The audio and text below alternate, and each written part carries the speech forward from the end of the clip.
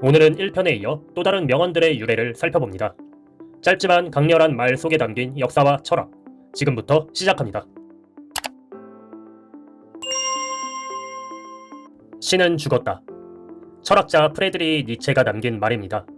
19세기 유럽 사회에서 종교의 권위가 약해지고 과학과 이성이 지배하면서 니체는 전통적인 신의 가치가 무너졌다고 선언했습니다.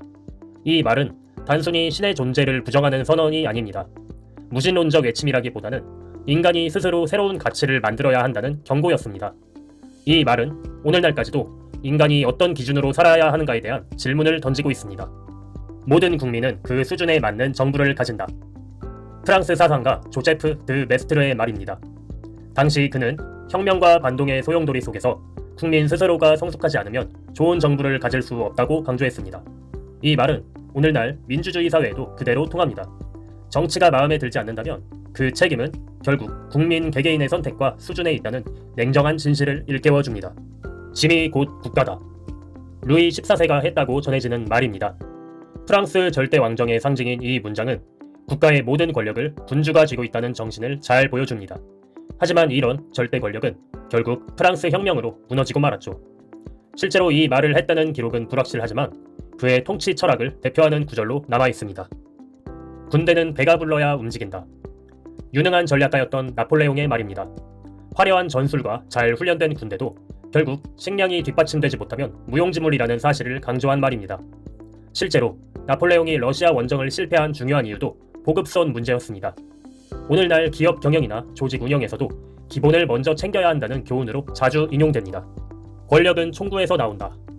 중국 공산당의 지도자 마오쩌둥이 한 말입니다. 그는 정치 권력의 근본은 군사력과 무력에 있다고 보았고 혁명 역시 총을 통해 성공한다고 강조했습니다. 냉혹하지만 당시 중국 사회를 상징하는 문장으로 기록되어 있습니다. 하지만 오늘날 이 말은 절대 권력이 얼마나 폭력적 수단에 의존할 수 있는지에 대한 경계의 표현으로 되짚어보게 합니다. 나는 아직도 배가 고프다. 2002 한일 월드컵에서 대한민국의 사상 첫 16강행을 달성하고 히딩크 감독이 던진 말입니다. 선수들은 해냈다는 기쁨과 만족감에 동기를 잃을 뻔했지만 히딩크 감독이 이 말을 하면서 선수들에겐 큰 자극이 됐고 결국 한국은 4강 진출이라는 역사적인 순간을 만들게 되었습니다. 이 말은 목표 달성 후에도 이에 안주하지 말고 끊임없이 더 큰 목표를 갈구하며 살자는 삶의 자세를 잘 보여줍니다. 나비처럼 날아서 벌처럼 쏜다. 미국의 복싱 영웅 무하마드 알리가 한 말입니다. 그는 1964년 당시 세계 헤비급 챔피언인 소니 리스턴과의 경기를 앞두고 있었습니다. 기자회견에서 그는 나비처럼 날아서 벌처럼 쏘겠다며 기선제압을 했고 결국 헤비급 챔피언에 오르게 되었습니다. 이 표현은 단순한 스포츠 캐치프레이즈를 넘어 부드러움 속에 강인함을 감추는 상징으로도 회자되고 있습니다. 노병은 죽지 않는다. 다만 사라질 뿐이다. 미국의 더글라스 메가더 장군이 은퇴 고별 연설에서 한 말입니다. 제2차 세계대전, 한국전쟁 등 평생 전쟁터에서 살아온 그는 군인의 삶이 끝나더라도 그 가치와 사명은 계속 이어진다고 말했습니다. 이 문장은 전쟁 영웅으로서 더 이상 전선에 설 수 없지만 군인의 영혼은 영원히 남는다는 감동적인 작별 인사로 기록되었습니다. 오늘날 은퇴나 세대교체의 순간에 특히 많이 회자되고 있습니다. 배부른 돼지보다 배고픈 소크라테스가 낫다. 영국의 철학자 존 스튜어트 밀의 말입니다. 그는 단순히 배를 채우는 행복보다 고통스럽더라도 지적인 삶이 더 가치 있다고 생각했습니다. 이것은 즉 물질적 쾌락보다 정신적 가치가 더 고귀하다는 의미를 담고 있습니다. 이 문장은 오늘날에도 많은 사람들에게 질적인 행복의 중요성을 일깨워줍니다.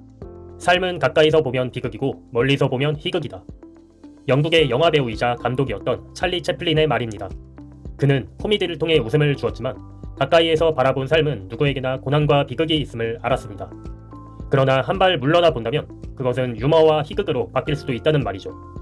우리의 삶은 당장 겪을 때는 힘들고 슬프지만 시간이 지나 돌아보면 하나의 희극처럼 느껴질 수도 있다는 인생 철학입니다. 전쟁에는 2등이 없다. 미국의 장군이었던 오마르 브래들리가 남긴 말입니다.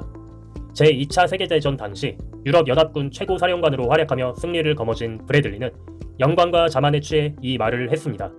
하지만 이 말은 전쟁은 본질적으로 승리 아니면 패배뿐이라는 냉혹한 현실을 잘 드러내는 말로 회자되고 있습니다.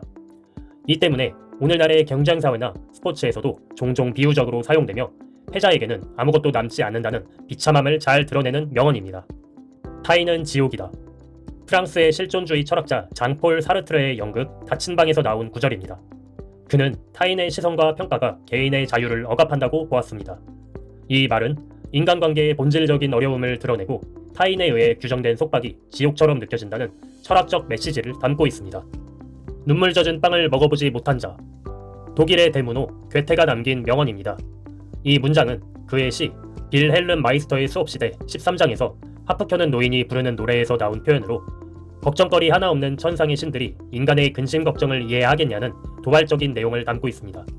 이 표현은 가난, 고통, 역경 등 힘든 시기를 겪어본 사람만이 인생의 진정한 의미와 가치를 알 수 있다는 뜻으로 널리 사용되고 있습니다. 건강한 육체에 건강한 정신이 깃든다. 고대 로마의 시인 유베날리스의 풍자시에서 비롯된 말입니다.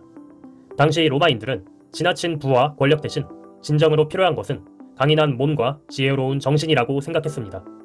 이 격언은 오늘날에도 생활 속 좌우명으로 자주 쓰이며 몸과 마음의 균형을 강조합니다. 지금까지 영상을 시청해주셔서 감사합니다. 이 콘텐츠가 도움이 되셨다면 구독과 좋아요로 함께해 주세요. 알버튼을 누르는 순간 새로운 지식이 열립니다.